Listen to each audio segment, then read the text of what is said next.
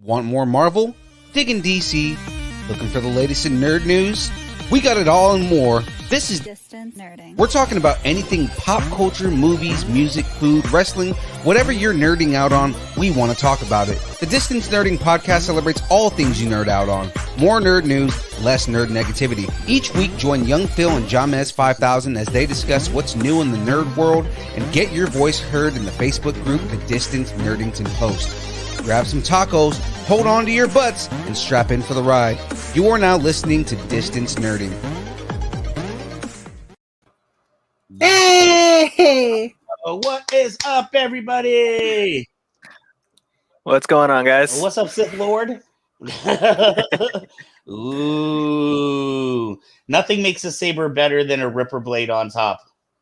Right? Truly scary, actually. Product placement.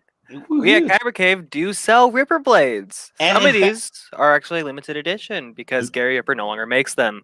That is true. That is true. We have some of the ones left. He's going to be reducing the number of styles that he has so he can concentrate on getting out the more popular ones faster. The Rancor, I don't know if that's going to be one that's going to be going on. I didn't see it on his site.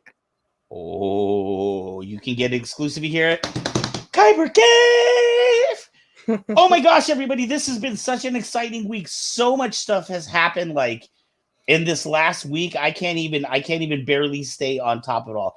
Kyber Cave, for those that don't know, I know these two here know, which by the way, everybody say hello to Miss Phoenix. Hello, Phoenix! And Ezra. What's up, our guys? host for the show, our lovely host. They know what's going on here at Kyber Cave, but you may not know what's going on here at Kyber Cave. First off, we got our machines in this week. It has been a nightmare and a struggle, but we have 2 CNC machines here. Now we just got to put them into a warehouse and get them turned on, and we're going to start producing sabers that are Kyber Cave brand exclusive sabers. Nobody else will have these. These are, in fact, I created the very first design. I was very, very nervous and trepidatious, and we actually have, if you go to our Facebook page now, you can see the design, the CAD design for our very first saber. If you come to our event next week with Dominic Pace here next Friday, 1 week from today, you will be able to hold the 3D model and see what it feels like and put your deposit down on the pre-sale for those. They will be the very, very, very first Kyber Cave sabers ever. And we're going to have 3 whole separate designs. It's going to be amazing. It's going to be fantastic. Ooh, yeah.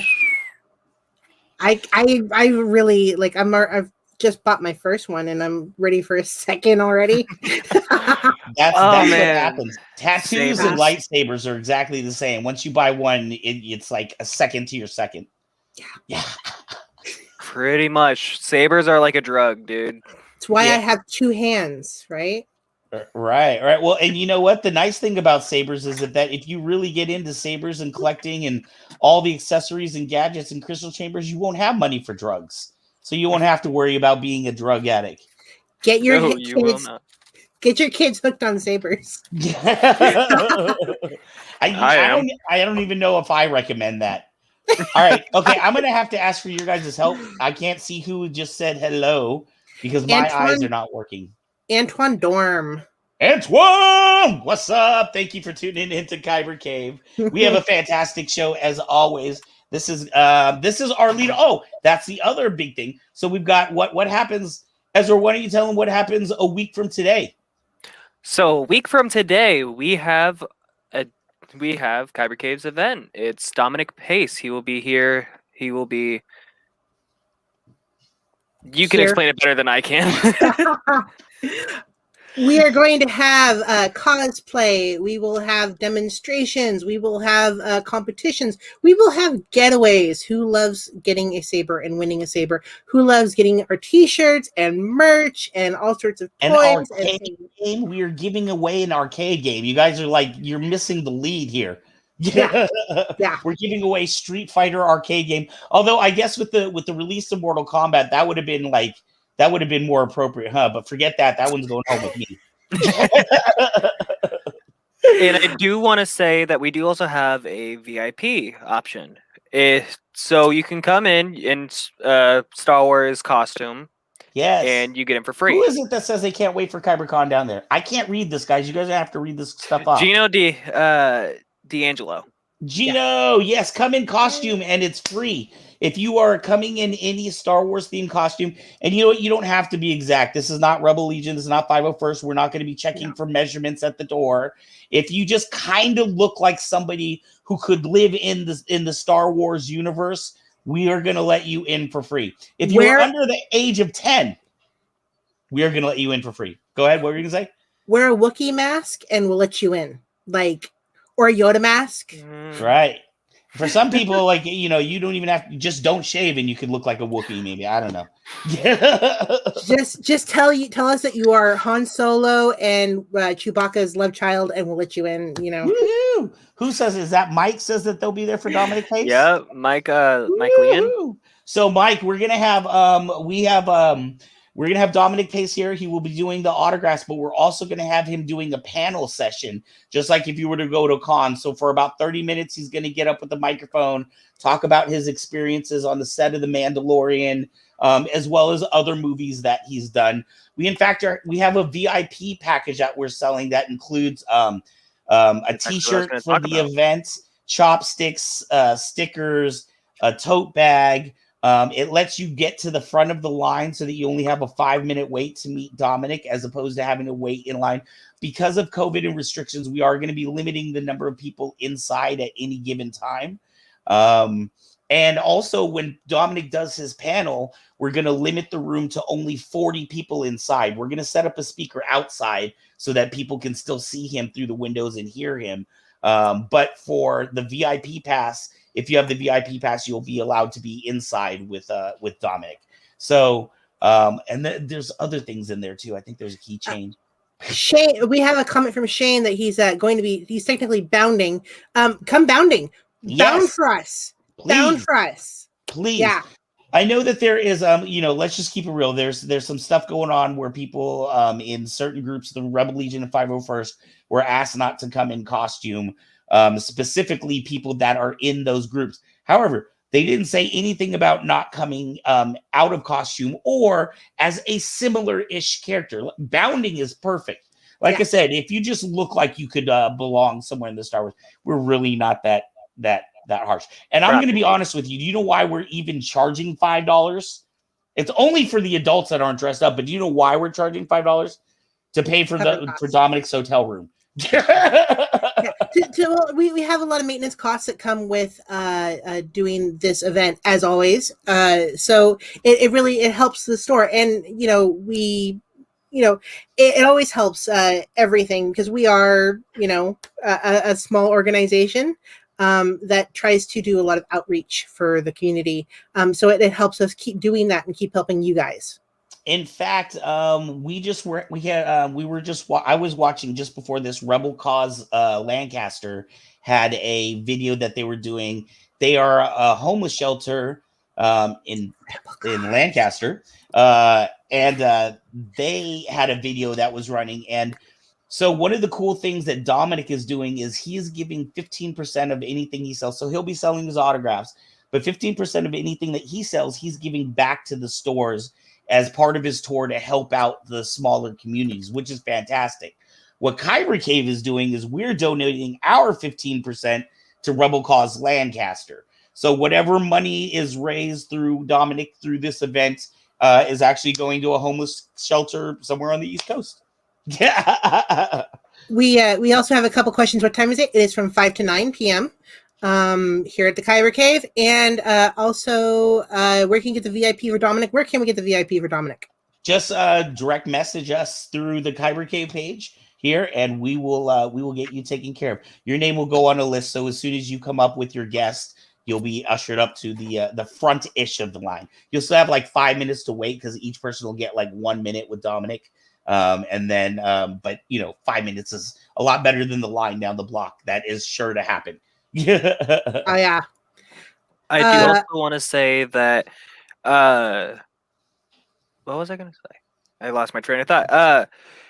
For the VIP with Dominic, if you're able to bring 2 guests with you, For the panel part. When you go in to meet him, you can bring 4 people with you. But for the inside panel, because we're limited to 40 people only, and we're only selling 20 of the VIP passes. So once 20 people have bought them, there will be no more of those. So it's limited.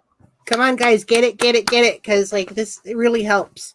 Exactly. Hey, and we're running a little bit late because we need to get a fantastic Mr. James Kaiser session on. And I know we're at like 15 minutes right now, and I'm sure our guest is like, dude, you told me 10 minutes, dude. What is going on? And real quick before we roll that, what did we do this past week, Ark? We were out. See, that's how much stuff was happening. We were just on a podcast. We were on Distance Nerding podcast. Ooh. That will be up and coming, right? That hadn't been released yet. So either tonight or tomorrow. Woo-hoo. So make sure to check out Distant Nerdings. You saw their info at the top of the show. Thank you. I know she's the brains of the operation. You wouldn't really know it. Or maybe you do. One more thing. Kyber Cave and Saber Rattle would like to thank Tina's Tiny Trinkets for supporting our fights. We would. Thank you very, very much. Tina's Tiny Trinkets. She has all of her jewelry here. She's got, well, not all of it. She's got a lot of beautiful jewelry here. Please come down to the cave. Whenever you make a sale, all that money goes directly to her. We may collect for her because we're here, but that's all her stuff. And also, Mike Lean, you're asking questions about what the panel starts. Go to our event page. We have a full layout of everything that's going to happen during the panel. And also say that you're going, because we would love to find out how many people ahead of time are coming. It gives us a better idea of how to accommodate. Exactly. Yeah, and there's giveaways every hour. If you go to the event page, it's on either Kyber Cave or Saber Rattle. It shows you a breakdown of what's happening every single hour. And so I assume, since we're running a little bit behind, we're going to do the flow for the show. Yes. Thank you, Mr. James Kaiser.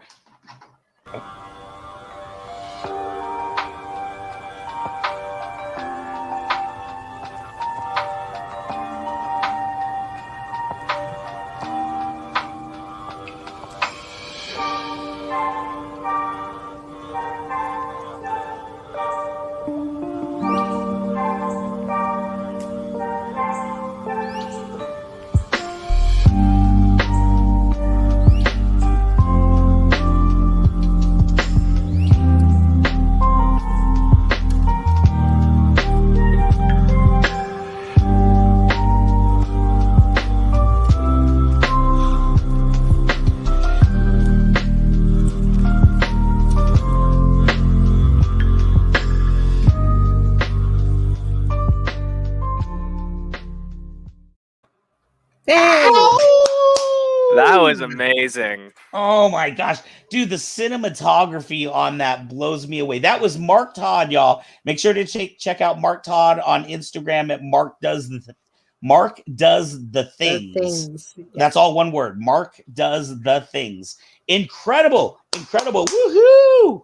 Also, I want to say, speak of the devil, Dominic Pace. Hey, Dominic Pace. He will be our guest next week. Of course, he will be here at Kyber Cave, but that's also our 50th show, a very special landmark here for the Saber Rattle show. So we're doing a whole live feed. So you know what the good thing is? You're not going to have to listen to me the whole time. It's going to be Phoenix hosting that show for the most part. So you get a break from me. Ezra and I are going to be working hard, trying to make sure, people don't, jump all over Dominic. Dominic, we love you. We're going to be like the bouncers in the spot. There's going to be screaming fangirls everywhere. Yeah. If you've ever had any burning questions, Dominic will probably answer them. And he says, see you soon. Yes, he will. So excited about that event. We have so many cool things, so many cool, great giveaways. For that event with Dominic. And like I said, that is going to be a live show. So we will not have a flow for the show, and we will not have the cosplay of the day for that show. But rest assured, the show after that, we're going right back to normal schedule. And I have an absolutely, not that Dominic Pace isn't, but incredible, but to continue our theme for Star Wars week, because Star Wars Day, May 4th falls right between there. We will have C. Andrew Nelson, Darth Vader for Lucasfilms. He has had the most time in the costume, so he is going to be the week after Dominic. So it'll be a place to be. You're definitely going to want to be here. And we will have a cosplayer of Luke and Mara Jade, which is going to be interesting. I love the original material, so it got kind of wiped out with the new movies, but I love the stories anyway, so that's kind of cool for me. Well, you know, Dave Filoni and Jon Favreau are bringing a lot of the canon stuff back, or the not canon, the legend stuff back. So, fingers crossed. Right. All right. So, are we on to our first guest? Miss Phoenix, can you roll the film, please? Hey guys, Andrew from Bendu Armory. We want to let you guys know that talk is cheap. So what we're going to do today is we're going to take our heavy grade pixel blade and show you how strong they are. Yesterday, we announced we developed a way to solder pixel strips directly down to the PCB. And what that does is give you illumination all the way down to the base of the blade. That's great news for those with skinny flexes or skinny necks or any saber with a shallow emitter. However, there's been criticism that soldering the strip directly to the PCB makes the blade weaker. We're going to prove that wrong.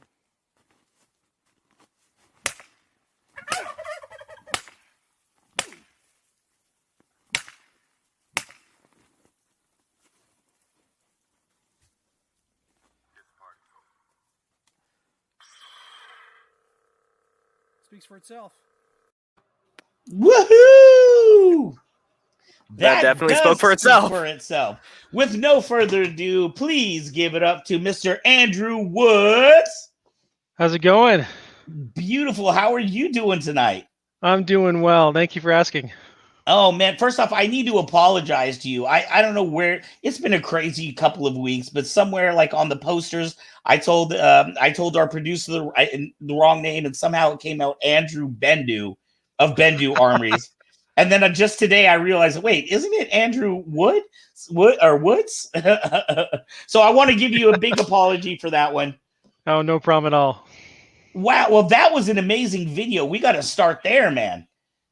Yeah. So we tout that we have we have NeoPixel blades that you can actually duel with, and we back that up with a warranty. That's great, because that's always the first. In fact, I was just on, I think, the Vaults thread or something a couple of days ago, and somebody was like, yeah, these NeoPixels are nice, but you can't fight with them, and I don't know if it's worth the expense, and blah, blah. And then, like, there was so many people going back and forth, and like, well, I think this brand is good, but not this brand. Mm-hmm. What have you done to make it so strong? First of all, really a shout out to the Custom Saber Shop, because we buy a lot of our components from them, and they have some really good solid stuff. And then to top that off, with the cherry on top, is we have sourced strips, NeoPixel strips, that are very sturdy, and we did a lot of testing with them before we would offer that warranty. But I've spent probably a year trying to find a really good, reliable source where we can get the pixel strips at a decent price, so they're affordable and also strong enough to handle dueling. Wow. And because that's a mighty bold claim there, to give somebody a warranty on a NeoPixel stick. I'm sure that turns a lot of heads. It does. It caused, there was a lot of talk about it, to say the least. Now, let me ask you, can I buy a blade from you and use it on a saber by another company, or is it specifically for your sabers? To our knowledge, they work with almost all sabers. We haven't really found a company yet that they don't work with, because we're using that TCSS PCB. It allows you to use the blade in pretty much any brand. Right. Well, let's back up a little bit. I just got excited with that video, dude. You just got my because here at Kyber Cave we have a dojo, and so we're really big on the sport aspect of fighting. And in fact, our saber tech was using his NeoPixel, and it was almost like everybody in the room, there was like 25 people watching the battle, and it almost seemed like sacrilege to use a NeoPixel in a battle. What are you doing, man? Yeah. So why don't you tell people a little bit about who you are, a little bit about Bendu Armory, how you got started, when you got started, why you got started? Yeah, absolutely. So I'll start off with kind of what we're about and what our goal is and our mission is. We're known for mainly, our first thing we're known for is our carbon fiber lightsabers. So we're the only Yeah. company that makes a fully carbon fiber lightsaber. I know there's been some done in the past where there's a sleeve over an aluminum body, but we're 100% carbon fiber, and our designs are very unique. They're organic and more alien-like. And so the ergonomics are really nice. We can control a lot of variables. We can come out with geometry that you generally can't do with aluminum unless you put it on a fifth-axis machine. It's really expensive.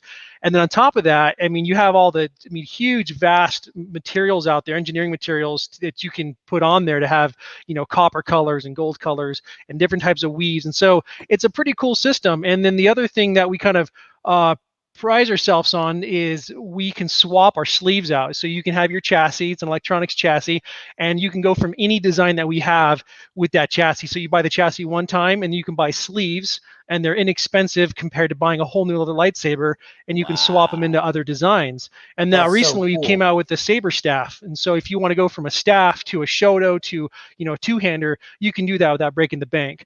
And the carbon fiber is nearly indestructible. We've in our early preliminary testing, we ran our sabers over with our vehicles to try to break them and see what their limits were. And so when we design these things, we design it with combat in mind. Right. Right. So why do you think you are the first off, let me just say I love Bendu Armory's design. I was so excited when we were gonna have you on here. I was like, oh my God.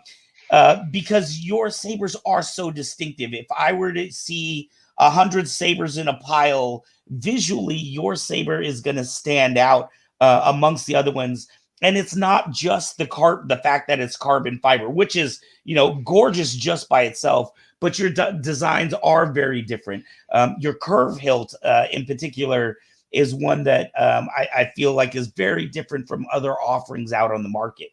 It is, yeah. And that's the popular one. The Obsidian, our very first lightsabers, by far is still the fan favorite. You know, 3 years running now, it is by far probably takes up at least half of our orders is all Obsidians. Wow, wow. And so, why do you think other companies aren't necessarily doing carbon fiber? Is it harder to work with? Is it more expensive? Is it just, you know, just not a fashion thing, or what? In my experience from the folks I've talked to in the industry, it kind of it's twofold. So the first part is startup costs for carbon fiber. It can be kind of pricey. Yeah, you know, we still have to have CNC machines to even machine the molds that we may use, and those are expensive. So right now, we don't have machines. We're getting those here in the fall, kind of like you guys. So congratulations, that's awesome. Thank you, thank Um, you. but to get a mold made, for example, cost us about $3,000 per design, and Right. those molds are consumable. So we can only put so many parts through them before they're all used up, and we got to get more. So there's that aspect of it. So the tooling cost is fairly expensive, but also carbon fiber. I went to engineering school, and that's what I specialized in was in you know composite materials, and so Wow. there was a lot of education surrounding composites and working with it, and so it's just kind of more of a skill set that I developed before I got into this, Right. and I just don't. There's not a lot of folks out there in the world that even work with carbon fiber. It's usually aerospace stuff that is done, Right. not really on a hobby level. Right. I love that marriage of your schooling and and your passion. When did Bendu start, or how did you decide? I mean, obviously, maybe not obviously, but I'm guessing your parents didn't send you to college to make lightsabers. No, they didn't. So I went into to engineering because I love manufacturing. I'm a manufacturing engineer, and my job is to figure out how things are made. And while I was in school, and I got kind of gravitated towards composites, you know, I love lightsabers. I love Star Wars. You know, I've liked it since I was a kid. But I wanted something a little bit more unique and more durable. The biggest thing about, you know, the aluminum sabers that I've had is when I drop one, it dents, it scratches, it's almost impossible to buff out. And I wanted something that was going to be light, so I could spin with it and do flow. And I also didn't have to worry about the durability. So if I ever dropped it, I wouldn't have to worry about marring it up. And so I'm like, you know, let's. I had a college buddy that we kind of started this with, and we had some ideas and kind of floated around, and he kind of went off and did his own thing, and I just kind of took Ben New Armory in that route. I'm like, okay, we're going to do this. And we started off as a Kickstarter, which didn't go very well. But since then we're doing pretty good, and we have a lot of new designs for folks to enjoy. That's fantastic. And how long has Ben New Armory been officially Ben New Armory? We are officially we registered as a company in 2017. 2017. So, oh wow, okay, so 4 years ago.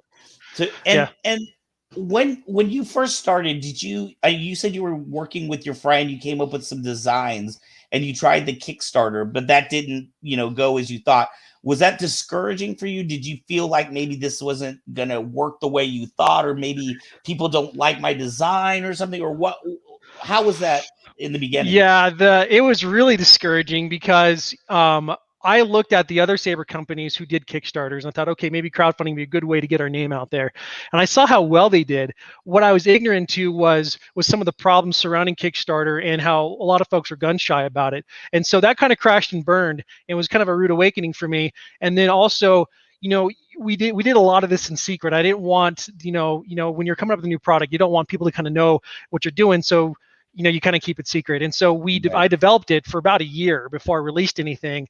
Wow. And, but because of that, no one saw our products until then. And then when we announced, we had people give us feedback, hey, you should try this and try this and try this. And so we really didn't become popular until the beginning of last year when we completely redesigned our chassis system and we started using the CFX, and we got into NeoPixel blades, and then it really took off for us. And then since then, we've made modifications and design changes to the CFX chassis, and that's going really well. And then we're actually we're announcing here in about a week that we're going to be offering profis as well. Ooh, wow. A little bit of variety for your people there. Yeah. So you said it took off about a year ago. Did that come through like customer feedback of, oh, I like this, but this doesn't work for me? Or what was it about last year that really, you said it was the chassis, but was it, did you wake up in the middle of the night and have this vision of the perfect chassis, or was it through talking to your customers? Talking with customers, and then also getting some exposure from some well-known YouTubers in the community. Jeff Birch was from, I forget how to say his name, I think it's the Hextech Sabers. He did a video on us that garnished a lot of views after we just released our CFX chassis. So that kind of was like the propellant for us to keep going and get that momentum.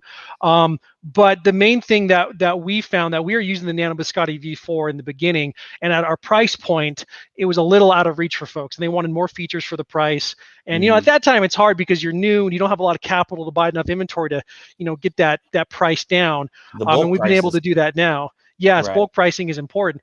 And so we listened to a lot of people that were coming to us. We had sales, we had people come back and say, these are the problems I'm having, this is the things I'd like to see change. And we listen to people, and I have no problem, helping people out and, coming up with stuff that they're going to enjoy. Because after all, this is a hobby. You want people to have a good experience with your products and have a product they're going to be proud of owning. And so, yeah, that's how we landed on the Century chassis with the CFX. And from there, it's just kind of taken off. Right. And what about the blades? Was that something that came through conversations with people, or is that just like I'm gonna go all out and create the first battle ready blade with the warranty? So the NeoPixel blades, we wanted to offer more bang for the buck, and NeoPixel was just starting to get really popular then. And so I said, okay, well, let's look at doing NeoPixel blades. And I looked at the price points they're being sold at, and then I looked at how much I can make one for. And I'm like, wait a minute, there's a big opportunity here to come out with a very affordable NeoPixel blade. And I was always really confident in my blades, even before we offered the warranty. The warranty is actually something we did a few months ago, after I saw a lot of people sending me videos saying, hey, Andrew, I've been dealing with these. They're not breaking like, NeoPixel blades have in the past. And I got kind of really proud, and I did a lot of testing myself. And then as you can see me beating that tree, right. I'm just like, okay, you know what? We're going to do it. We're going to take a leap. It's risky, but I believe in my product, and I know that our blades are fantastic. And so let's do it. Let's offer a battle warranty. And then, because what's cooler than NeoPixel? There's really nothing else. Right. That's definitely the direction that everybody is going in anyways. It is. Right. So with your engineering background and your kind of love for composites, was it an easy transition to making these sabers, or was there like a lot of things that you kind of had to figure out, which is why other people aren't doing it more often? There was a lot to figure out, mainly because what a lot of folks don't know is when you do carbon fiber, you have fibers like wood, and you have to have um, you have to have orientation right to make sure that it's strong. And so I started this company my sophomore year of school. And so as I went through college and as I went through my engineering program, I was I was building the business at the same time and learning as I was going along and finding better ways of doing things. Right. And was that steps in the process, or you said you had another friend that started with you? Was he also like an engineering person as well? He was, yeah. Everyone I've associated myself with in this, with the company and all the friends I have, we're all engineers. So he was a mechanical engineer.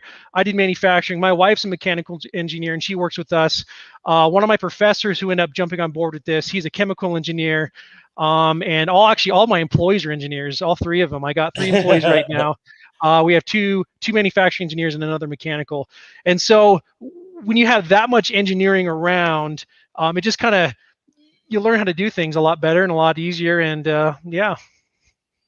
Wow. I know James Kaiser, who is the a producer on this show. He absolutely speaks highly of you, and I think he owns a couple of your sabers. A couple is an understatement. He owns quite a few of our hilts, and it's good to see. I love seeing his videos with our products, and I'm really glad he likes them. Would you say that your product is popular in the flow community, or the combat, or cosplayers, or who is the typical person that comes to buy a Bendu Armory lightsaber? I think it's a really mixed bag. I think we're becoming more popular with Flow users since we came out with our staff. When I designed that staff, I consulted with James actually. Said, "Hey, you're a Flow guy.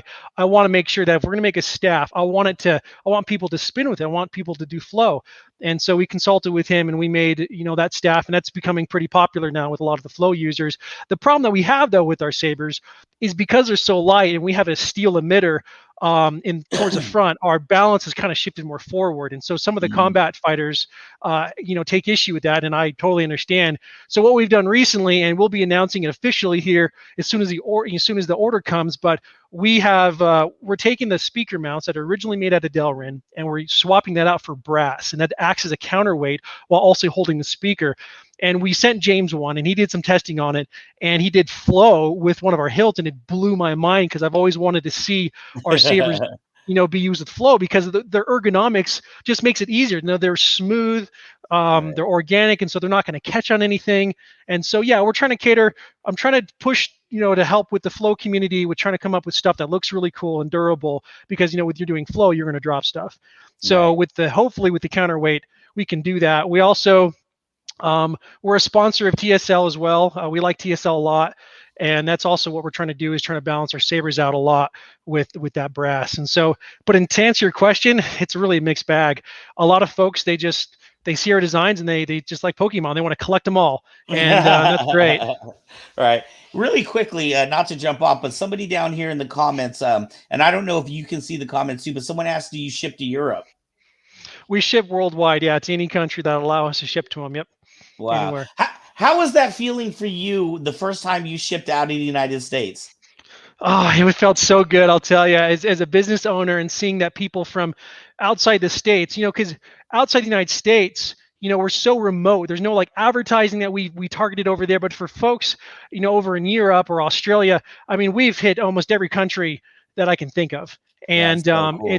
It's pretty awesome. And I remember our first sale was to Sweden, and that was just awesome. And it felt really good, So yeah, we ship anywhere.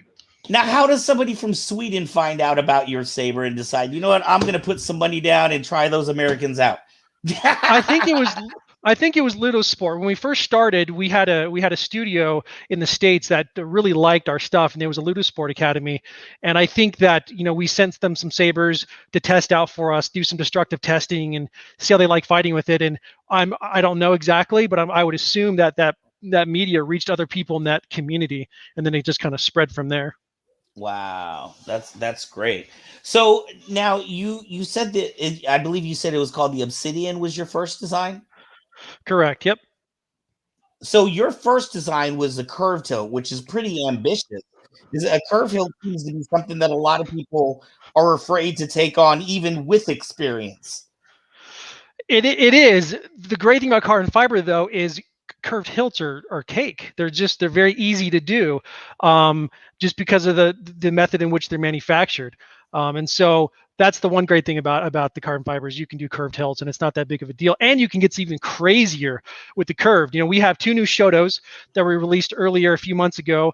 You have the andesite and the feldspar, and the feldspar, my personal favorite, has a really aggressive like talon claw with a lot of ornateness on top. And so that's kind of where we shine, is in curved hilts with with the ability to manufacture them that way.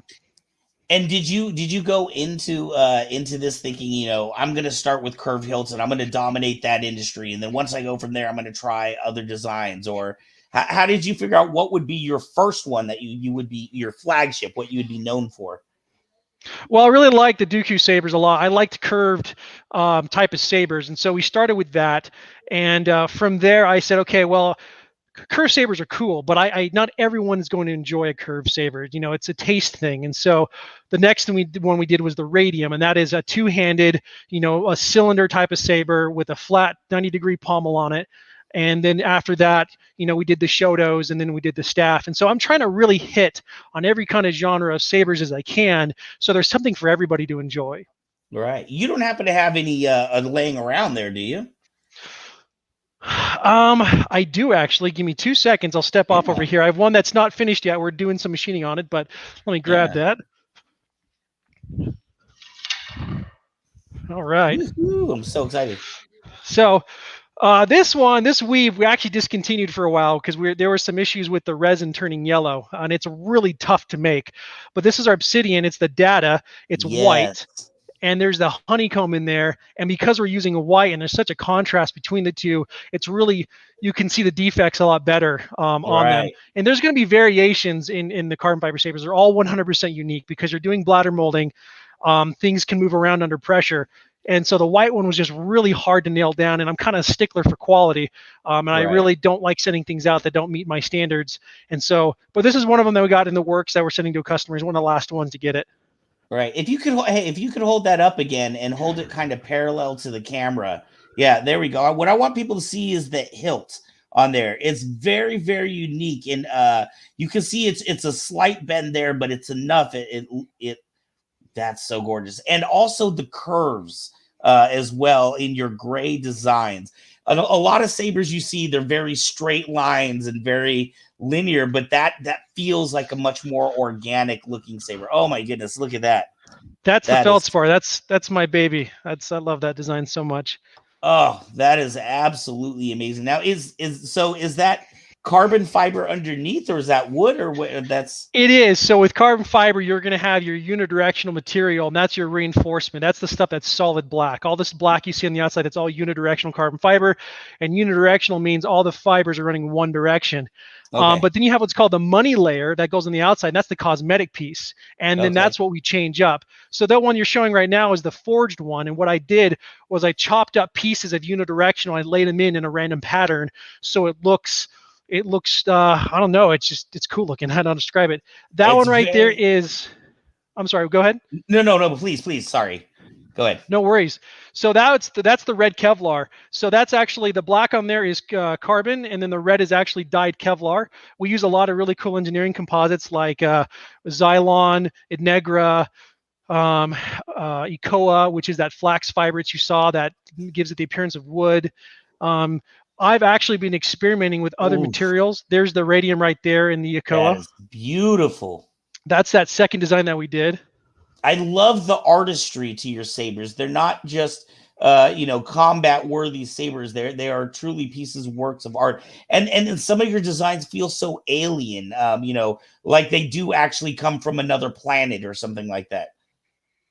Yes, that's the cool thing. That's why I love them. Is they're so different. As you said earlier, you could have hundreds of sabers in a pile, and if you had a Bendu in there, you're gonna look at that, and it's gonna catch your eye.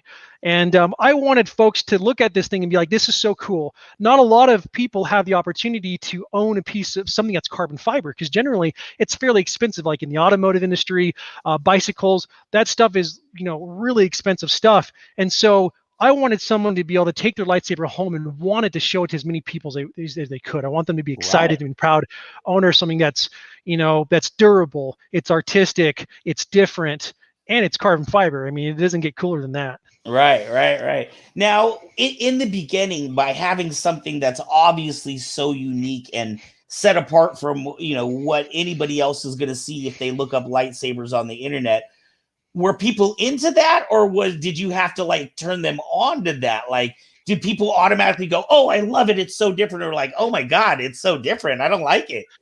It's really a 50-50 split. So, some would look at the sabers and instantly fall in love with them. Others really had to be like, okay, it's carbon fiber, but why? What is the benefit? And looking at it from more of a logical standpoint versus an artistic standpoint. So, the way to combat that and what we did was just offering variety. If we can try to make sabers that appeal to as many tastes as we can, and they're all swappable, then that encourages people to take that leap and own some products. And so later down the road, if we come out with more stuff, that there's something else to look forward to. Right. So just to be clear, when you say swappable, that means I could own 2 Bendu sabers, and I could take the core out of one and put it into my other one. Very easily. Let me go grab I have a core that I use for fitment that's sitting over here, and I'll show you real quick with this one that I have. Fantastic. How easy it is to do. I wasn't super prepared for that. Sorry. Hey, I try to keep people on their toes on the show. Most of the sabers we have being made right now, as soon as they're done, they're leaving because we have a pretty big backlog right now. But here is our test chassis. We just use it to, when we're doing our machining operations, we want to make sure everything fits really nice. Right. And so basically here's your core without electronics, and you just simply slide it in, and then there you go. And then if you want to switch to different saber, you just pull it out, and you just swap back and forth, and it holds it on by these 2 screws here. The one's for the blade, and the other ones that can be a cover tech wheel or a button cap. So with 2 screws, you can pull it out, and then, and then here's a picture of our Profi chassis that we're kind of teasing right now, and that'll be released here in about a week. Wow, that's fantastic. So it's literally plug and play. It's plug and play. We wanted to make it as easy as possible. Right. I would assume, too, that reduces the amount of damage and repair that you have to do on these sabers. You're not having to deal with as many customers mailing you stuff back and forth.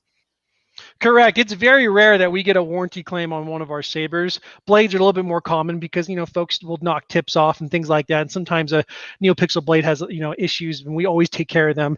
But in terms of sabers, it's pretty rare. I think the most common thing would be is probably, I'm just trying to think if there is one. Yeah, that's probably the speaker.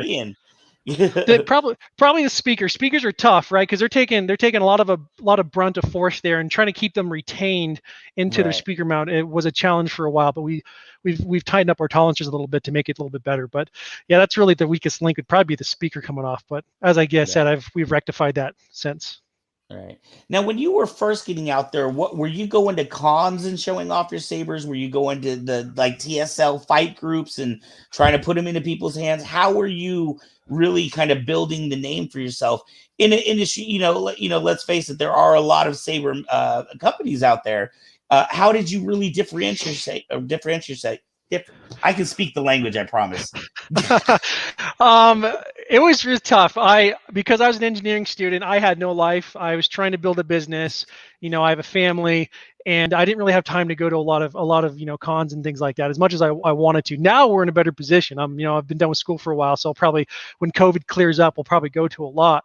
But a lot of it just came down to a few people that really kind of help push our brand with YouTube. James Kaiser, I love that guy. He's been instrumental in helping us with his YouTube videos. A lot of videos really going in depth and explaining our products for us, because we just didn't have the time to really make a lot of videos. And James has a fantastic reputation, and people trust him. And so it's him like that. James, Jeff Birch. And there's a few others, Brandon Kish. I mean, there's just a couple YouTubers that really liked our products, and they really kind of helped it spread. So it's pretty organic. We don't spend any really money on advertising, and we just kind of let our product speak for itself. Right. I feel like Bendu is one of those companies that has a very like loyal fan base, and like those people will tout your name because you're right. Now that I think about it, I've never seen a Bendu ad anywhere that I can think of. I only know about Bendu from other people who have told me about your product. Yeah, and we're really grateful to our customers for spreading the word on us, and I think a lot of that comes down to is, Bendu Armory for us is like a family. Our customers are like our family, and they, without them, we're literally nothing. And so we take care of people. We're not stingy with our warranties. I can't remember a time where I haven't helped somebody out solve a problem that they've had, even if it was like, I'd give you an example. We had one customer mail back their chassis for something, and it got lost in the mail. Well, I just sent them a new chassis because it's just really disappointing when you get a product and you lose it. And I think that's kind of cultivated this culture with Bendu that, you're a family and we want to take care of you. And as a result, people talk about us. Right. I find that very refreshing. I feel like I'm not going to name any names or point any fingers or anything like that, but I feel like a lot of times when people are brand new to the Saber industry, maybe they went and saw their new favorite Star Wars movie or watched The Mandalorian. Now they're going online and they're searching for companies. They see these products that they think are great, but then they get terrible customer service. Their Saber may take maybe they were promised it would be there in 3 months and now it's taken 9 months. I will say I'm having that experience right now with the company. It's not Bendu Armory. But a lot of people I think can get turned off by their experiences from some of these other companies who don't seem to appreciate their customers as much as you do. I try to look at the industry from a little bit different of a lens. I am a nerd, and that's not my biggest driving factor. My biggest driving factor, when I was talking to Phoenix last night, is engineering and making things better. And if there is room in the industry to improve something, I'm going to do my best to emulate that. And we believe in really communicating with our customers. Anyone can email us and call us anytime. In fact, a lot of people have my personal cell phone number, and if I'm in the office or out of the office, I'll always take phone calls. I'm very reachable. I'm very transparent, and I just want to make sure that if you're going to be, this is a hobby, and you're buying something that's not cheap, and you want to have a good customer experience, and that's what we're really all about. Is just customer experience. I kind of went on a weird tangents there, but yeah, we just want to make sure that people are happy. So right. And do you see anything? Have there been any suggestions from people or ideas that just seem way out there that you're like, you know what? I think I'm going to try that out. Or is there anything you won't try? The sky's the limit. With the team of people that I have, we have some stuff in the works that we haven't really announced. I'll tease something real quick. I've been working on this for over a year now, and we're starting to get into it, but it's time consuming. I want to make sure it's done right, and we're swimming in orders right now, so I'm doing my best. I've hired a bunch of new people trying to get our orders out, because I will say this, my goal this year for my customers, and it's super ambitious, is I want my lead times down to 1 week for my Saber. So you put it in order, and then by the end of the week, you can expect to get your Saber. And that's why we remodeled the shop. This shop is like completely different than what it used to be 2 months ago. So we've redone a lot of our processes. We've hired new people. I want my lead times down to 1 week, and then our blades back down to a couple days. And that's mainly because I can't focus on new things if I'm swimming in orders. And so what I've been chipping away at for a while is this. I hope it's okay to share this, because this was a commission, but we're getting pretty close to finishing it. But this is a Mandalore. This is a Mandalore Vindicated. I think I said that name right. So we designed this helmet from the ground up. This is the master that we had done, and I have the polyurethane mold up there. So we're going to be casting these out of polyurethane, and we're currently working on other full sets of armor made out of polyurethane resin. So they're super strong. Oh my God, that is absolutely gorgeous. I don't know where you have the time to work on extra things. I don't. We're also exploring other industries as well. Bendu kind of means in the middle, and I want to focus on. I love Star Wars. It's where my passion is, obviously, but there's a lot of other cool genres that we're all into, and we want to start making things for other genres and just other industries. Like one thing that I will say here is we're talking with a very well-known blade company to make our own custom Bendu Armory knives, and I'm hoping the knife design I have is feasible. But I will say it's going to be pretty close to a really well-known blade currently in a certain Disney show, and it's going to be functional. So we'll see how that all pans out. But there's other things that we're exploring right now. But it's I'm busy. Keep your eye on Bendu, huh?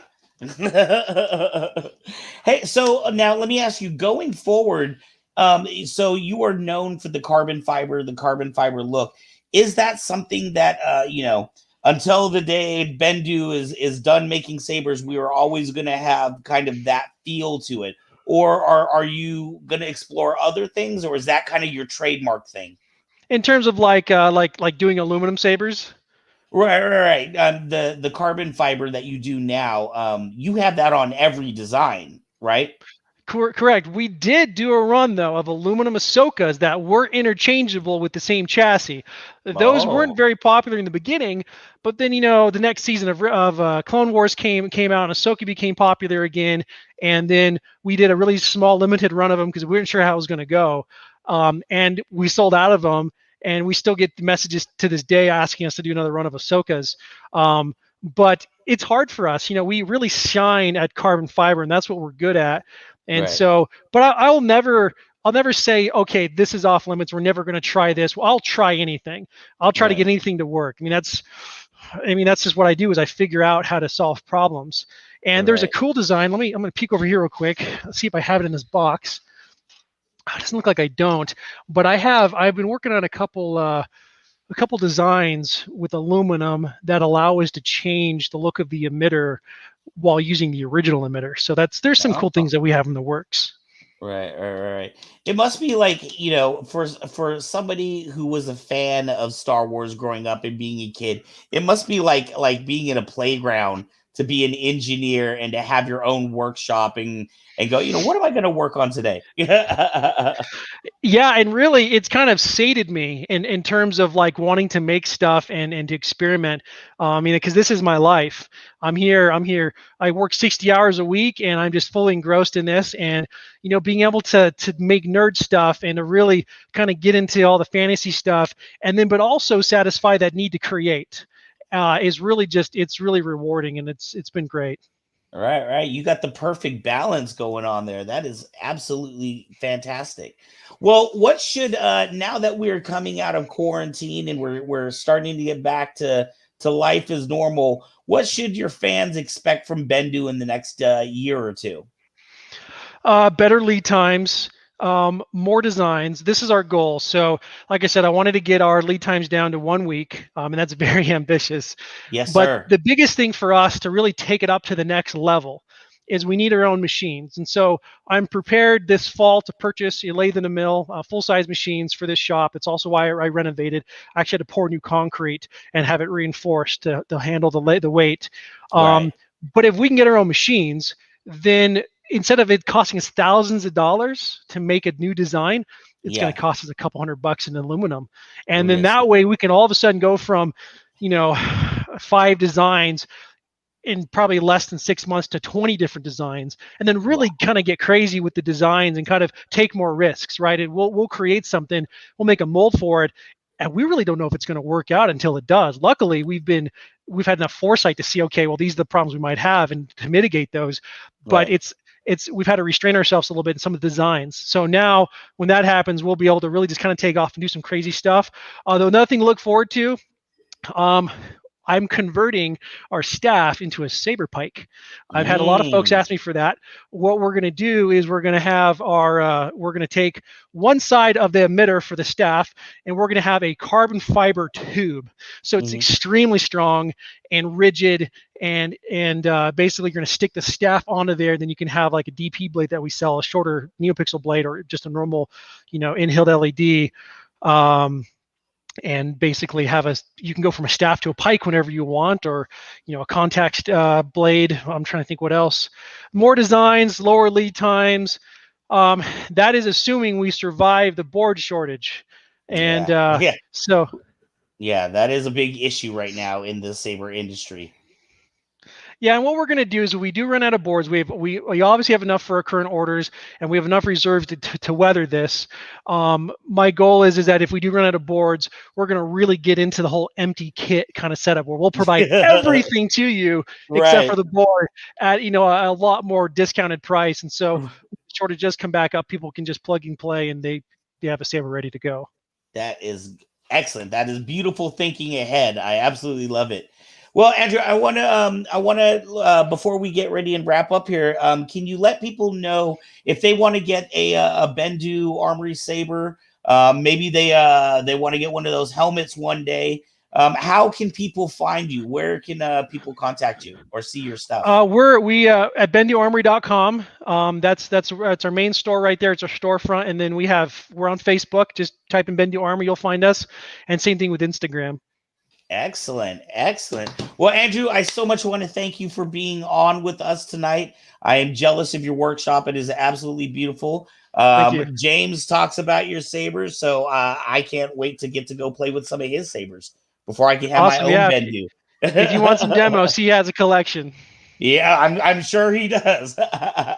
Andrew, thank you so much for your time tonight. You're very welcome. Thanks for having me, guys. Take it easy. All righty. Well, I already know I'm going to get my third saber after I get a Kyber K1. I'm telling you, dude, lightsabers. I have to start rationing money. Yeah. I know you know what? Eating is not important. Eating's not that important. I could stop that for a few months. See I love that Andrew was able to take his college education and apply it directly to his business. How many of us actually get to do that? Well, I mean, I guess you did. Never mind. Okay, never mind. Maybe I'm the oddball. I can't say anything. I haven't even been to college. I've not even graduated high school. Well, this is true. But, I guess me being a preschool teacher helps make it easier to deal with you two. Yeah. Oh, shots fired. Oh. Hey, I don't know. Do we have a TikTok thing for this week? We do not today. No, I think not this year. Really? There's no love lost. All right. Wow. So, to catch up on some time, Ezra, do you have your bag there? I do. Because I have my bag, and I know Phoenix is jealous. Oh, we all know Phoenix is jealous. Robert, actually, the designer of this bag. How do you pronounce Robert's last name? I always get it wrong. Correct. I always say character. Character. I'm not sure. Or character. He never corrected me. He is the designer of these bags. He will be here for the Dominic Pace event next week. He will be in the house. So if you need one of these, which you truly, truly do, you need to, you can let him know, and he will get you taken care of. I have all my sabers in there. And also, I think we need to do another shout out to Distance Learning. They're not with us tonight. They're all sorts of crazy busy getting ready the episode, but gosh, Distance Learning, they have been there for us for so much lately. Yes. And they will be here next week too. They are going to be doing the trivia contest for which you will be able to win a fabulous prize. Oh, yeah. Okay. I was gonna say, Flabe says Actually, he's there's gonna be lots of prizes. Sorry, multiple questions. Sorry, go ahead. Phil says he's gonna be nice, but he's tough. I've already done a questionnaire, a trivia with him. I'm You know what? You said they're not watching right tonight, right? No. Phil's a wuss, dude. I answered every single question in here. I think I got one where I didn't know the answer, and that was like a deep cut. So I don't want to hear anything like, "Oh, he's hardcore." No, man. If you watch any YouTube channels, you will know this stuff.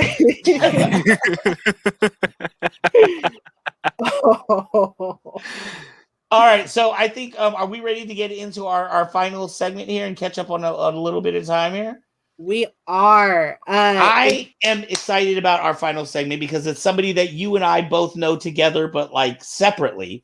And he was here last year when we had our grand opening doing a video. So they're out there in YouTube land somewhere. There is a video of our grand opening with the host, Mr. Clint, the fabulous Clint. Oh, God, I gave it away. Damn it. Sorry. with the fabulous host. But he is a local. He's a fantastic person. And he's got a little tie-in with next week's guest. So I'm going to give it away to you and let you explain all that. Oh, I think you've done pretty well. If you know anything about Mandalorians, or if you are in the local area, you watch YouTube. If you're a member of the MMCC or the IO, you will know who this guy is. Please welcome Clint Williams to the show. Yay. Hey guys, how you doing? Hey, how are you doing? Okay. All of a sudden I can't hear anybody. I don't know what's going on. Oh, you can't hear me? We were having a couple tech issues. Sorry about that, guys. There's always a tech issue on Saber Rattle. No? No? We always have a little bit of a tech issue here. I can't hear anything. We can hear you, Phoenix. We can hear you, yeah. Yeah. Or we could until he muted his mic. I say we could hear him, he just can't hear us. Yeah. And it's funny because we backstage we had no problems. Yeah, we had no problems like an hour ago. Can you still hear us? No? No? Oh no, Clint.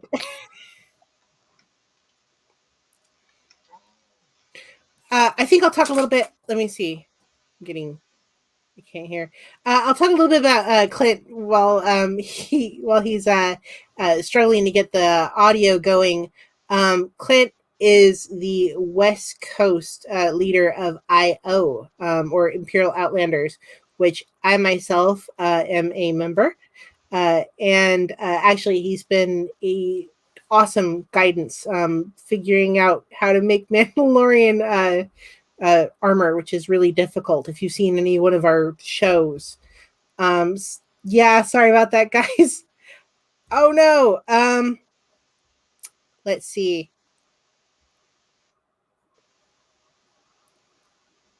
Oh no. We can hear you. No? Oh.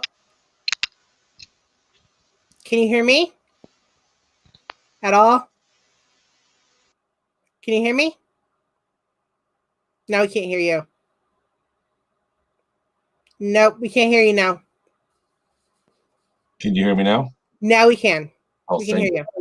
Thank God. Okay, excellent. Don't change a thing. Yeah, I think I'm coming through the. I don't even know. Say something. Hello.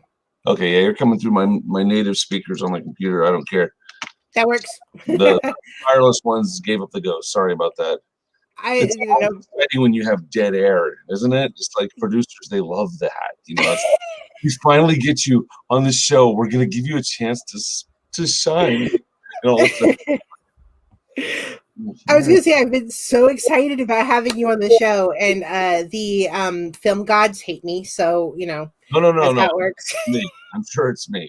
I was actually just telling them how you're the leader of the IO for the West Coast, and you've actually been a little bit what I jokingly call my Yoda. That's because of the wrinkles. So tell us a little bit. Technically, I'm the California leader of the Outlanders. I helped found both the NorCal and the SoCal squad. Before me, there was one up in the Pacific Northwest that actually predates me. But I did have a hand in founding a good chunk of, or co-founding a good chunk of the North American squads. So contrary to popular belief, a lot of people come to me and think that I'm like the North American leader. I'm not.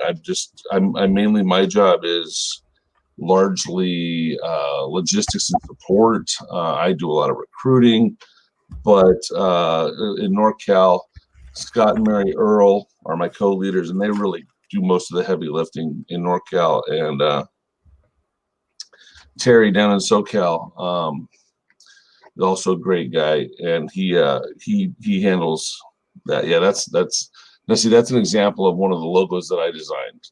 That was when I came to the club. I originally wasn't even considering doing costuming itself. I was mainly like, hey, I do graphic design. I'll be happy to do this. And then next thing I know, I'm finding people in the area. And next thing I know, I'm kind of the California guy. And it just went from there. And then, and in fact, I have to pull this one up because it's your official. Yes, the fat imperial. Oh. You see now, and that one, what you have to remember is that guy. He's a reserve officer. He's been living, kind of doing administrative duties for a while, and all of a sudden these pesky rebels come up and they start trouble. So he has to go and find his old armor, and it doesn't really fit him, and so. He's look inspiring, but the fact of the matter is he's just like totally out of shape. You look like you could be in the mess hall of the Mandalorian when Din comes in. So I mean, it's great. Because I'm eating something or what? No. Your costumes look great. Okay. I mean, yeah. No. I'm not about my weight at all. No. In fact, I was really, really surprised, and I'm going to pull up the Halloween picture. I was really surprised about your costuming because you messaged me in October and you're like, I pulled this together within 10 minutes, basically. 36 hours, but yeah. 36 hours, yeah. But I was surprised because I'm still a year later pulling mine together. That is awesome. Yeah. 36 hours. I started with a 2-piece Ruby's Django helmet from scratch with this one. I went scrounging. I went to thrift stores. That cape came off a Batman costume I found for $1.50 at a thrift store. The armor, some of it was foam. Didn't look really great, but like I said, I was trying to put something together for Halloween, but the armor on the legs came from like a dollar store little garbage can. Mm-hmm. So yeah, I just made do with what I could, and of course a Nerf gun. And what you I the whole segment is for smashing assumptions of cosplay, which is I want to bring up this photo in your IO. Yeah, you want to tell me a little bit about that? Okay, so that was actually my very first troop. It was almost it was basically a solo troop. My son and I went to Heroes and Villains Walker Stalker in San Jose in 2018. And I ran into a couple of people that I knew there. Tito from the Wolves of Mandalore was there, and some of the guys from the Octo Temple of the Saber guys. They do the lightsaber choreography and stuff. Mm-hmm. And this situation here, this girl was gifted this chair by an organization called Magic Chairs, and it was actually presented to her on stage by Stephen Amell from Green Lantern during his panel, and they encouraged us to to kind of make the girl's day by asking to take pictures with her. So that's what I did, and because that's, for me, that's what it's all about. I know my costume there isn't 100% canon. It's not 100% screen accurate. One of the things about the IO is that every group has their own rules, and if your rules say that you're going to have a screen accurate costume, then that's fine. That's the rules for that group. And I know lots of people that are in the 501st Rebel Legion. I'm good friends with the leadership of the 501st and the Rebel Legion in NorCal, as well as you and I met through the Mandalorian Mercs Terran, and we're both kind of prospective members. Yeah. Which is And one of these members, yeah. yeah, and for me, it's like, yes, I'm in the Imperial Outlanders, but there's nothing that says you can't be in both. And for me, the challenge of working to that standard is why I'm doing it. But for the Imperial Outlanders, what we do is we take the more of the approach of, hey, if you have a costume, make it as accurate as you can, as your resources and your skills and your time allow. We're not going to tell you that you can't troop with us if it's not 100% accurate. And that's not a slam on any of the other groups. They do what they do, we do what we do, but we all do it for the same reason. I say that we hey James, we do it to put smiles on the faces of kids, and we do it to make adults feel like kids again. And to be perfectly honest, there's nothing wrong. What is that? Bug. There's nothing wrong with having those standards. Some of the bigger groups sometimes get slammed for quote unquote elitism or gatekeeping, and by and large, that's a problem within every fandom, whether it be G.I. Joe fandom, Halo fandom, Star Wars fandom, Star Trek fandom. It's not any one group. In our group, I've had to boot not players, but I've had to boot members for doing the same thing. It's something endemic within cosplay. Unfortunately, you're going to have some bad apples. A lot of times it'll be people who are trying to impress somebody else, but our focus is that, hey, we're open for anybody, and we're a great place for someone to get their feet wet in cosplay, because the kids, I mean, let's be honest, and I've had this conversation with members of the 501st. I've had this conversation with members of the Mandalorian Mercy. I've had it with Rebel Legion.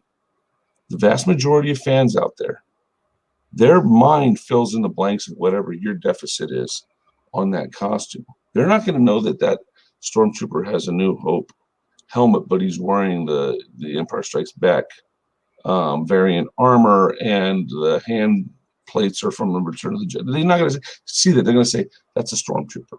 And that's kind of where we come in with it. Nothing wrong with those standards, and I get it. But the fact of the matter is, did I say he was Green Lantern? I meant Green Arrow. Back to Stephen Amell. But we don't get caught up in a lot of the minutia. If you do it the best you can, if you want to be a member of those other groups, we have many members who are members of the Rebel Legion, 501st, and we'll be happy to get them. They'll be happy to mentor you. I wear patches from 501st members that have been gifted to me. But what the main focus of it for me and for the Outlanders is the community service of it. Let's give back to the community. Let's put smiles on people's faces. And that's what my focus is on. And that's why that picture is so important to me, because when people look at you and go, oh, you dress up in plastic space armor on the weekend, you're a nerd. Well, yes, I am a nerd. I play Dungeons and Dragons. I like Star Trek and Star Wars. I do Hot Wheels collecting, but when it comes to the Star Wars thing, I do it for that reason. And I always thought that was so wholesome about IO was I always tell people when they ask me what IO is I say they'll take you as they find you, whatever level that you want to be. And you are our family from the get-go. In fact, I wasn't really even building before you guys were like, yeah, but whatever you create, we'll take you. Which I've always thought was a really wholesome attitude in cosplay. I understand the level when they say, oh, we're blessed by Lucas and we have to be screen accurate. But at the same time, there has to be groups for people that, just really just want to play, right? Right. And I mean, it's the thing about the Lucasfilm thing, I think sometimes gets overblown, and I'm not going to take anything away from them because they've worked to that standard and they've gotten that blessing. But I also know groups like the R2D2 Builders Group that have gotten Lucasfilm approval, and the Saber Guild, I think, has Lucasfilm approval as well. So I mean, yeah, there's many avenues to doing that, and sometimes I think that gets overemphasized. But once again, not to take anything away from them, because having a standard is, if you look at their stuff, Mm-hmm. I mean, I'll put it this way: there's not one of us out here that's doing Star Wars cosplay that did not get inspired by seeing probably somebody from the 501st or the Rebel Legion, because before them, nobody was really doing it on that scale. So all props to them. But what we do is we kind of, for me, I consider them brothers, and I call them brother. And when I see them, I greet them, and hecka nice guys, and there's not a competition. It's not. We're not trying to compete with them. We're not trying to take anything away from them. For a lot of people, they just, when they're getting into this hobby, they don't have the time, the resources, or the skills necessary to go to that level. Or maybe they don't want to, like you said. Maybe it's a casual thing. I had a situation. I was on a Darth Vader Builders forum, and this guy got on there, and he's like, "Hey guys, this is my costume. What do you guys think?" And the first comment that came from somebody was, "Oh, do you really want us to answer that?" And I went, "Oh crap, here we go." And this guy just started savaging this guy. He's like, "What is this? Is it a Halloween costume?" It was a Ruby's Darth Vader costume. Now, granted, not screen accurate, not necessarily even the best quality, but this thing costs at least $300-$400, and it looked good. And if he wears it to a convention, and he's tall, and some kid sees him, that kid's not gonna go, "Oh, that's a Ruby's. That's crap. You didn't. If you were really serious, you'd work on this." And I'm not saying that guy was a member of the 501st, because it turned out that guy was a 501st wannabe. He wasn't even a member, but he was sitting there quoting all this and that. And, "Oh, you'll never be accepted for that." And when I finally nailed him on it, he wasn't even a member. So once again, but that's something that I do. I check people on that. It's like, who are you to say that about this person? Because I wish I had a $300 Ruby's Darth Vader costume, because in the eyes of kids, in the eyes of your average person, they're not going to know the difference. They're not.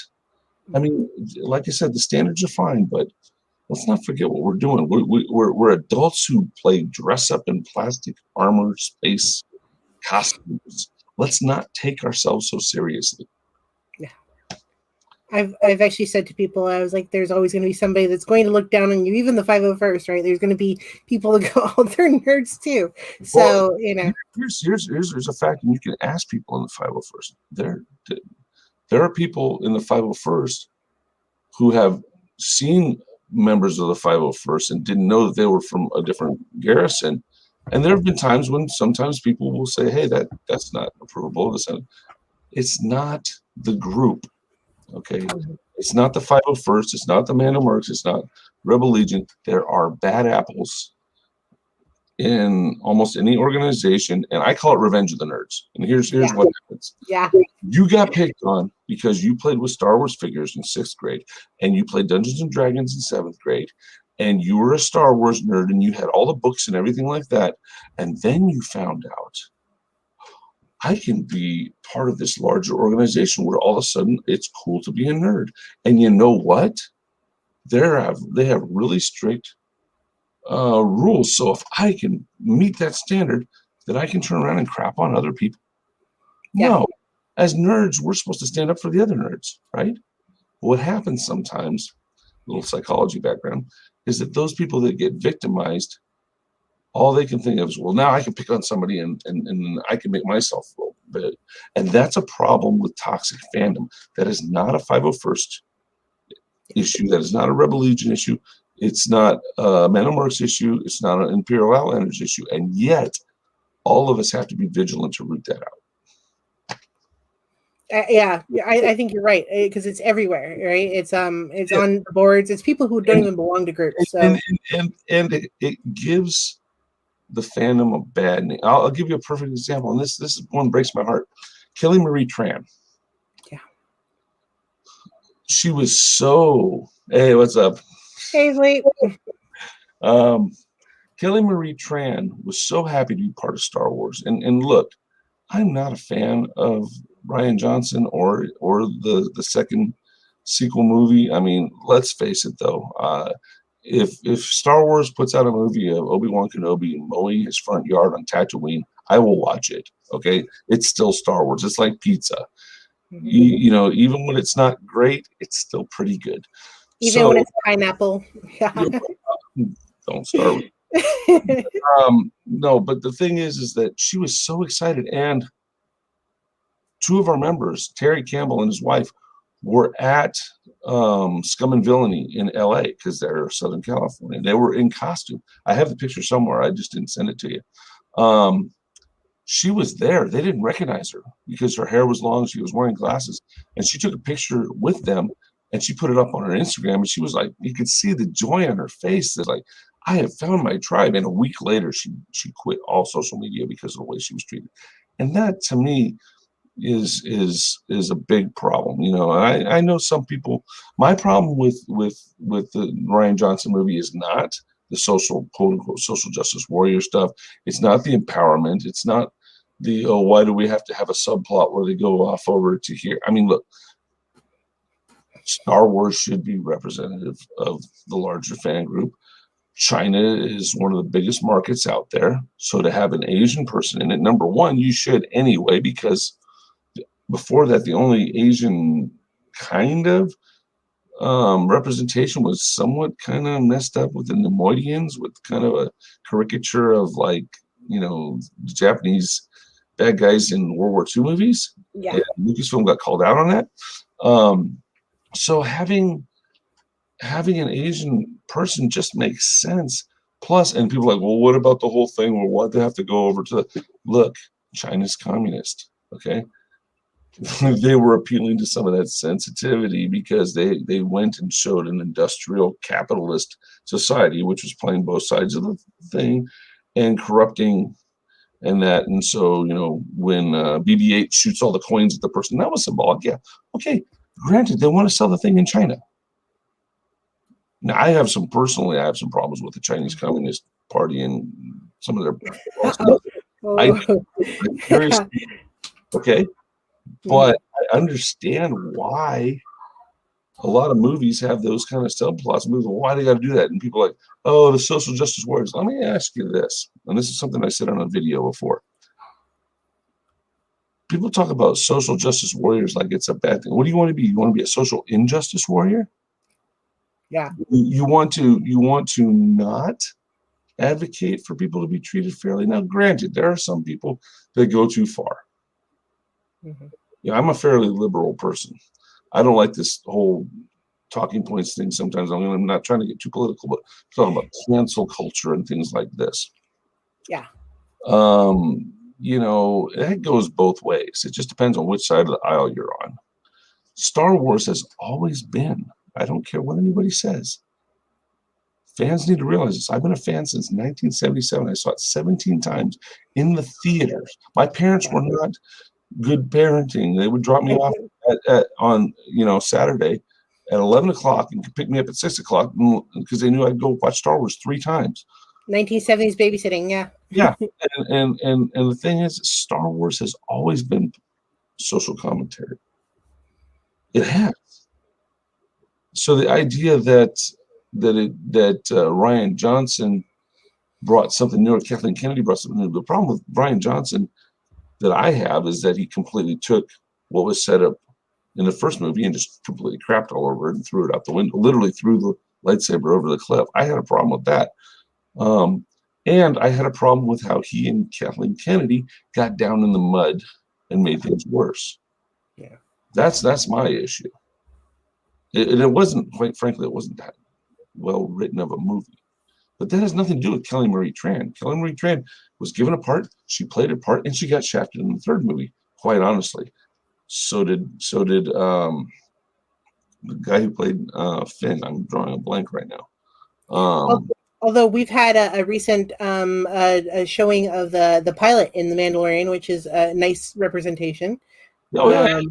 In fact, a certain someone is going to dress up as him pretty soon. So yeah, I mean, they're trying. I see them trying. And see, that's the thing, though. You know, within Star Wars right now, there's a kind of, I don't want to say there's a schism because I don't know. I know that I like the way Jon Favreau and Dave Filoni are doing things, and I'm super excited that my buddy Dominic Pace is going to be there next week. Speaking of, there we go. Yeah, is that the gun you built for him? Okay, now see, that one right there was. I knew he was going to be at Stockton Con. I did not know Odin was going to be there. And no disrespect to Dominic, but I've been talking to Dominic for months. I completely geeked out over Odin. Oh no! But I get that as a surprise for Dominic because Dominic doesn't. Let's be honest. I mean, the guy, he plays a big tough guy. He's very imposing. He can play a military guy. The guy's a teddy bear. Honestly, he's the sweetest guy you're ever going to meet. I kid you not. He's probably the most approachable and soft-hearted ambassador for Star Wars I've ever seen, with the exception of Andrew. Yeah. Andrew Nelson, also another fabulous guy. I love him to death. But Dominic, you know, he was still, yeah, there's Andrew. That was at Kyber. But the thing about Dominic was I wanted to surprise him because he wasn't sure. He didn't know about guns. He's like, well, I think it was like this and that. So I was looking at the picture. I know what that gun is. So I built that one for him, surprised him with it. And he was like a kid in a candy store. And then Aaron Green of Premier Props commissioned a 3D printed version, which I also did for Dominic. And that's the one that you see in his display case whenever you interview him. It's behind him. And he loves that gun. You can tell. Yeah.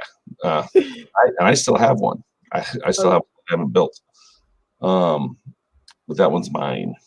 That one is going to be mine. But yeah, it's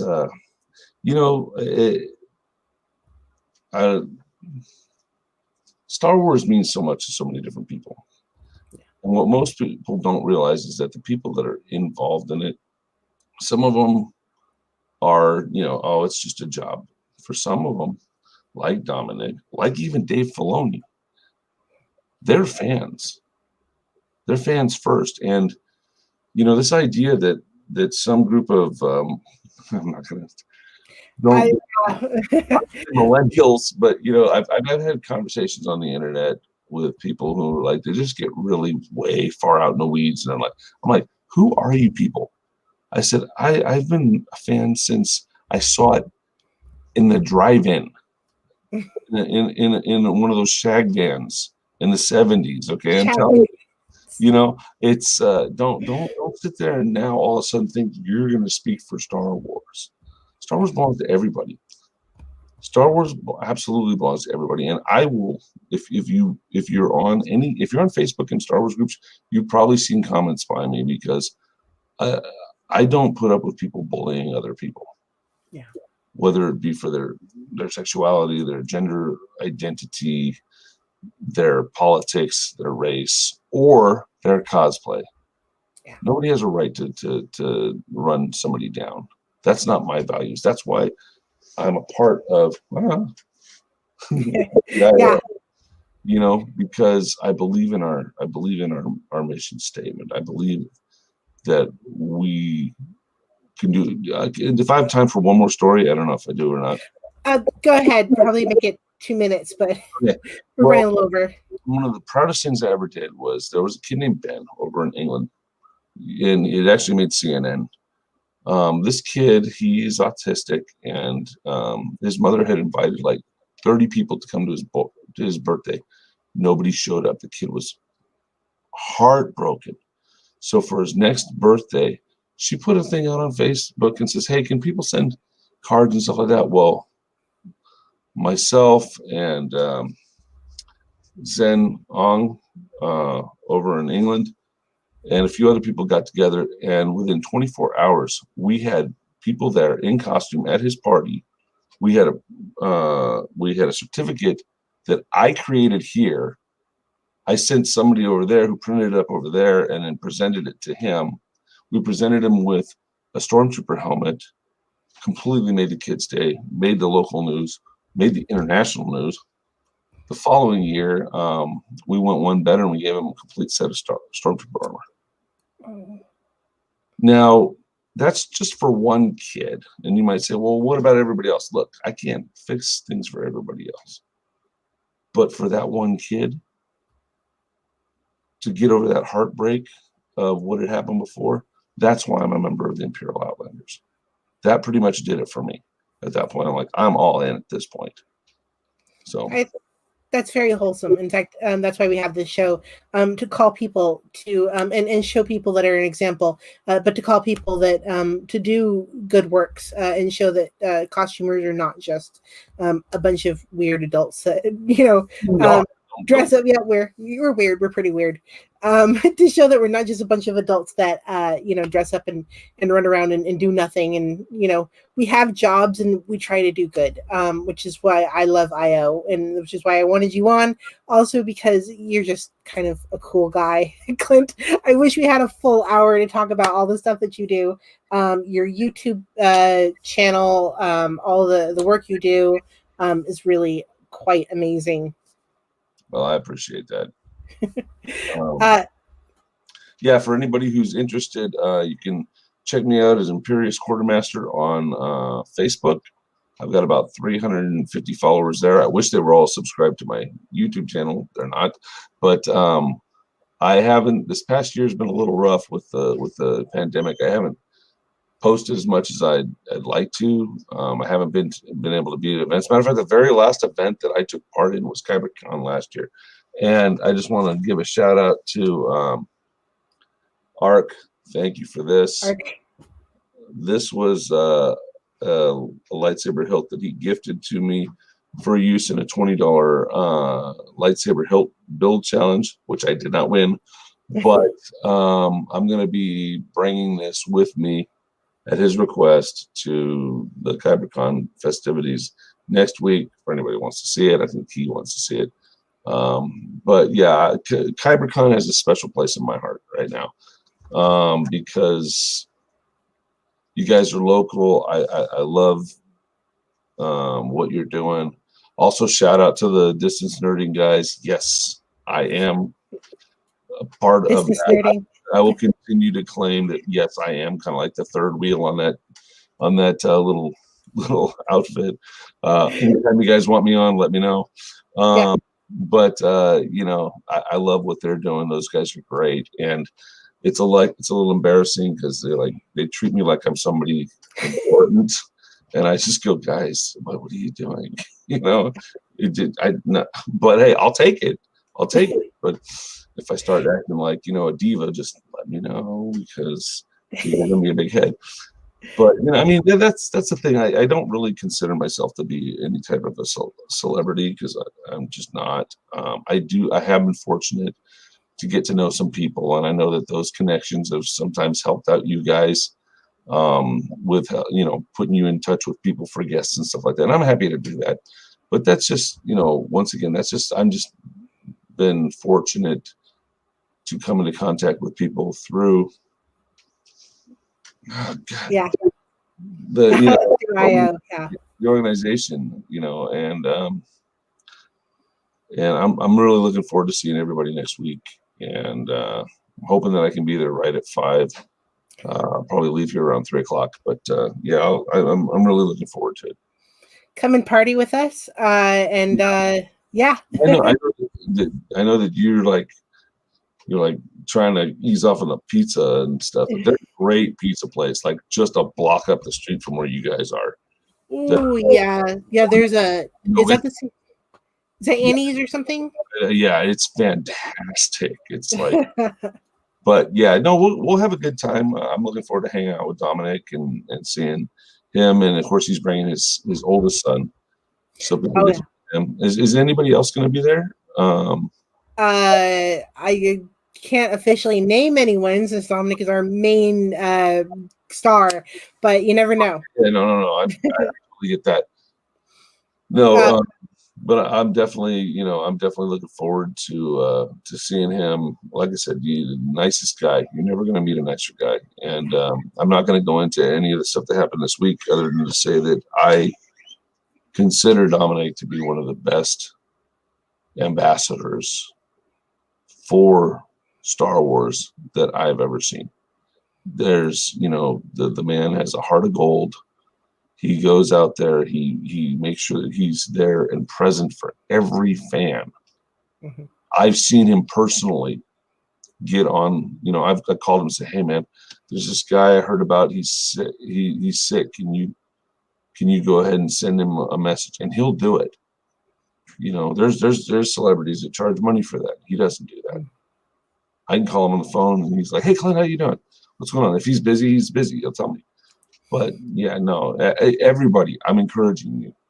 Come out to the Kyber Cave next week. Come meet Dominic. I guarantee you, there's a reason why he is beloved coast to coast. There's a reason why his support small business tour was so successful. Because in the middle of a pandemic, and I'm not going to listen to me, in the middle of a pandemic, this man went out to help generate buzz and excitement and help support small businesses in the middle of a pandemic and share the joy of Star Wars with complete strangers. They've given him the key to the city, I think in Sioux City and other places, because you know what? He made a difference. He made a difference in those communities. And that's why everybody loves him. I think that hoping that I just like to give a shout out, because I don't know if I'm going to be able to tune in for Andrews, but see Andrew Nelson, also huge fan, great guy. So you guys are in for a treat in the next couple of weeks. But and he's a great interview. He's the longest logged in a as Vader. He's logged the longest hours. So yeah, everything from movie posters to like I've got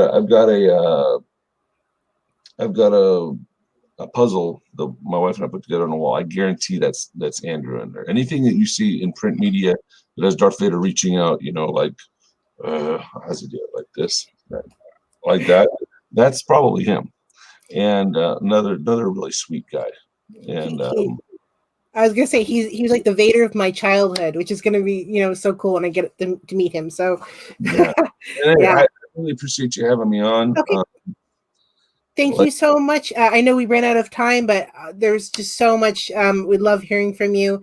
Can't wait. I don't think we could have gotten a better endorsement except from you. So thank you, Clint. I'm so glad to have you on the show finally, since you have been like basically my teacher through learning the ropes through all this. So thank you so much for being on the show, and see you next week at Kyber Cave.